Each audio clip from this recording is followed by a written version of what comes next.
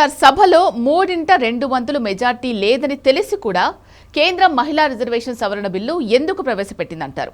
Bill వీగిపోతే ఎన్నికల ప్రచారంలో వాడుకోవడానికనా లేక బిల్లు ఓడిపోతుందని మోడీకి ముందే తెలుసా? ఇప్పుడు మోడీకి ఏంది ప్రపంచంలో అందరూ తెలుసు కదా. ఇప్పుడు రాజ్యాంగ సవరణ బిల్లుకు 2/3 మెజారిటీ కావాలి. ఎన్డీఏకు మెజారిటీ లేదు. ఇక అర్థం కదా ఓడిపోతామని. కానీ ఎందుకు తెచ్చారంటే ప్రతిపక్షాలను చీల్చవచ్చని అనుకున్నారు. తృణమూల్ కాంగ్రెస్ ఎన్నికల్లో ఉంది కనుక ఇప్పుడు దీన్ని వ్యతిరేకిస్తే ఏదో మహిళా బిల్లును వ్యతిరేకించినట్టు ఉంటుంది, మహిళా రిజర్వేషన్ నష్టపోతాయి కనుక వాళ్ళు రారని, కాంగ్రెస్ పార్టీకి ఇతర ఇండియా కుటుంబ పక్షాలకు మధ్య విభేదాలు ఉన్నాయని ఈ లెక్కలన్నీ వేసుకొని ఉండాలి ఒకవేళ ఆమోదం పొందుతుంది. కానీ ఎన్ని లెక్కలు ఎదురా ఆమోదం పొందదని మోడీకి తెలుసు, అమిత్ షాకి తెలుసు. అయినా ఎందుకు పట్టుకొచ్చారు? దాన్ని పట్టుకురావడంలో ఉద్దేశం మహిళలకు రిజర్వేషన్లు ఇవ్వడం కాదు.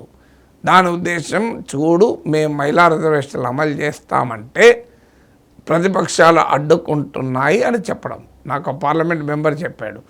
అసలు వీళ్ళు ఓటింగ్ ముందే ప్లే కార్డులు బ్యానర్లు అన్నీ పార్లమెంట్ గేట్ దగ్గర రెడీగా పెట్టారట.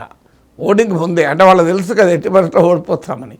ఓడిపోతానే వెంటనే ఎంపీలు ఆ ప్లే కార్డులు అవి పట్టుకొని ప్రదర్శనగా వెళ్ళిపోయారు నిరసన తెలుపుతూ. అంటే ఆల్రెడీ రెడీ పెట్టుకున్నారు. అంటే ఇది ఓడిపోతుందని తెలుసు.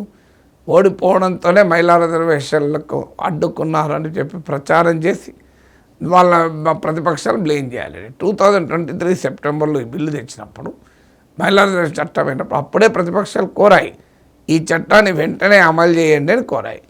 అమలు చేయకుండా దాన్ని నెక్స్ట్ డీలిమిటేషన్తో లింక్ చేశారు.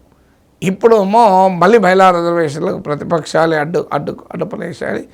ఎన్డీఏ పెద్ద ఎత్తున బీజేపీ తన మిత్రపక్షాలు చంద్రబాబు నాయుడు లాంటి సీనియర్ లీడర్తో కూడా ఈ అబద్ధాలు చెప్పిస్తోంది.